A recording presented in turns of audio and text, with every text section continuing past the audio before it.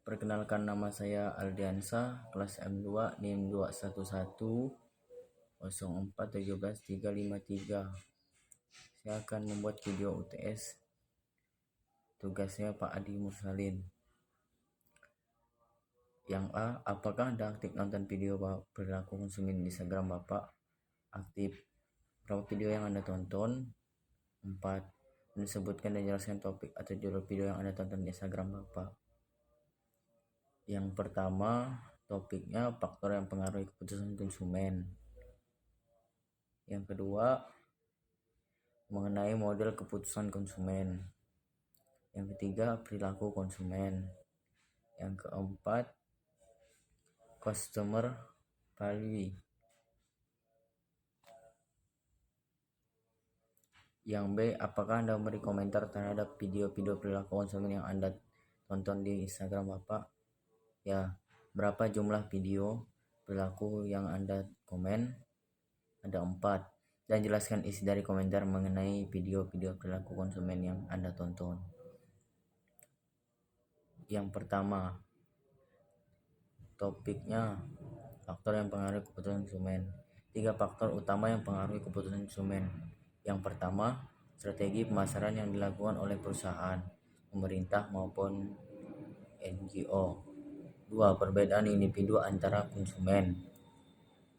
3. Lingkungan sosial.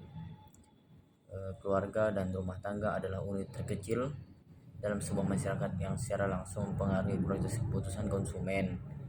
Faktor-faktor keluarga dan rumah tangga yang mempengaruhi keputusan konsumen.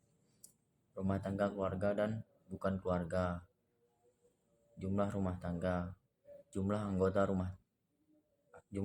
keluarga, peranan suami istri dalam pengambilan keputusan keluarga, siklus hidup keluarga, wanita sebagai konsumen, sosialisasi anak sebagai konsumen. Yang kedua, mengenai model keputusan konsumen, yang dimana menjelaskan pengertian perilaku konsumen adalah semua kegiatan, tindakan, serta psikologi konsumen yang mendorong tindakan tersebut sebelum kita membeli atau ketika membeli, menghabiskan produk dan jasa. Ada dua macam konsumen.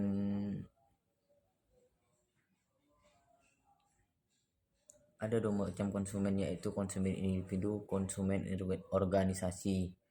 Definisi perilaku konsumen menurut para ahli, perilaku yang diperlihatkan konsumen dalam mencari, membeli, menggunakan, mengevaluasi, menghabiskan produk dan jasa yang mereka harapkan, memuaskan kebutuhan mereka. Manfaat yang dapat saya peroleh adalah: yang ketiga, perilaku konsumen. Isi penjelasan konsumen behavior. Terdapat berapa jenis customer, yaitu customer value, customer risk, customer satisfaction, customer roles, dan customer rights. Paradigma penjualan zaman sekarang tidak hanya tentang membuat barang kemudian menjualnya, tetapi lebih fokus kepada nilai barang tersebut. Bagaimana nilainya pada kebutuhan, manfaat jangka panjang, hingga nilainya pada pasar. Selain itu, terdapat customer role atau peran konsumer, yaitu seperti menurut Kotler, peran konsumen adalah sebagai buyer, decider, influencer, dan consumer. Video ini menjelaskan tentang customer value, nilai pelanggan, fungsion sosial, moral, customer risk, risiko pelanggan, fisikal, finansial, sosial, dan waktu. Customer satisfaction, ekspektasi konsumen, kepuasan konsumen, membuat konsumen senang dengan pilihannya. Customer roles, peranan dari pelanggan. Customer risk, perlindungan konsumen. Yang keempat, di video ini menjelaskan tentang customer value, nilai pelanggan, fungsion sosial, moral, customer risk, risiko pelanggan, fisikal, finansial, sosial, time. Customer satisfaction, ekspektasi konsumen, kepuasan konsumen, membuat konsumen senang dengan pilihannya. Manfaat yang saya dapat dari menonton video adalah: saya bisa mengetahui faktor yang mempengaruhi keputusan konsumen untuk membeli suatu barang, dan mengenai model keputusan konsumen, dan mengetahui lebih banyak perilaku konsumen, dan mengetahui customer value, nilai pelanggan. Yang terakhir, pertanyaannya, jawabannya, teori kebutuhan Maslow mengatakan bahwa motivasi kerja manusia itu berbanding paralel dengan kebutuhannya.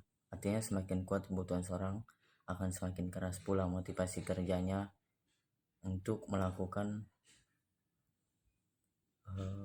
seperti menyemangati dirinya untuk melakukan suatu pekerjaan untuk mencapai kebutuhan yang ia inginkan.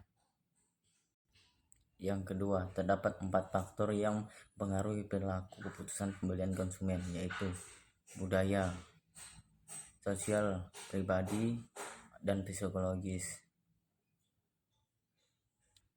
Yang ketiga, suatu pertimbangan pembelian yang dilakukan konsumen dapat dikatakan irasional jika konsumen tersebut membeli barang tanpa dipikirkan kegunaannya. Suatu pertimbangan pembelian yang dilakukan konsumen dapat dikatakan rasional jika konsumen mempertimbangkan barang tersebut dapat memberikan kegunaan optimal bagi konsumen. Proses keputusan pembelian terdiri dari 5 tahapan, yaitu pengenalan masalah. Misalkan masalah kita ingin bermain seperti bermain futsal, jadi masalahnya kita tidak ada sepatu. Yang kedua, pencarian informasi. Kita mencari informasi sepatu seperti bertanya kepada teman atau bertanya kepada Google dan lain-lain. Evaluasi alternatif. Evaluasi ini seperti kayak mempertimbangkan barang ini. Keputusan pembelian, dan kita memutuskan membeli sesuatu yang menurut kita bagus atau yang kita inginkan. Dan evaluasi pasca pembelian. Evaluasi ini seperti sudah kita beli, terus kita evaluasi lagi apakah barang yang kita beli ini berguna atau sangat penting untuk kita. Sekian dan terima kasih. Wassalamualaikum warahmatullahi wabarakatuh.